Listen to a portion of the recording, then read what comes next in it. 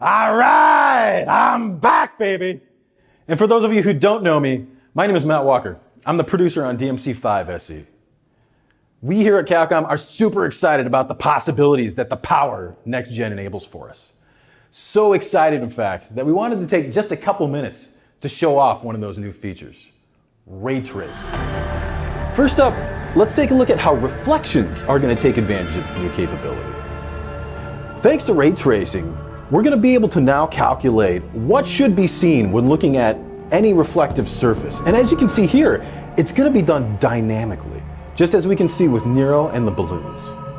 For those of you who are unaware, ray tracing refers to the ability for the hardware to easily calculate where different objects are in relation to each other in a 3D space by tracing rays created between them.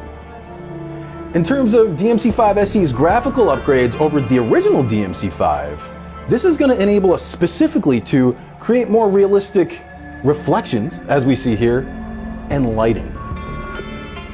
Up until now, we had to find ways to simulate reflections in order to achieve a specific intended artistic effect. But now, we have more power. And that power allows us to break past the limitations that we had in these previous implementations.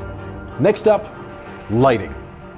As with the reflections, ray tracing is also going to help us trace light rays as well. And this is going to help us create more dynamic looking environments. One example that I really love is right here in this room. Notice the way that the curtains move. And as the curtains move, it affects the light shining through the window.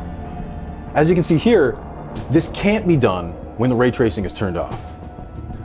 Ray tracing also enables us to calculate light as it bounces between objects, which means lighting can now look even more realistic.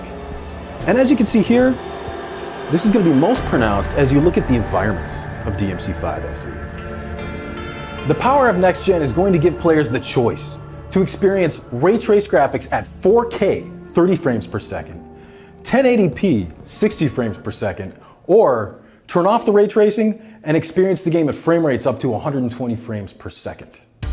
Once again, ray tracing is only one of the upgrades that Next Gen is going to enable for us. In addition to the high frame rates that I just talked about, loading times will be greatly reduced.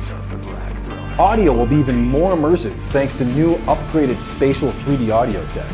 And of course, the extra horsepower and memory is going to give us the opportunity to add new content like Legendary Dark Knight mode. We look forward to all of you experiencing these upgrades for yourselves when Devil May Cry 5 SE releases day one on Next Gen.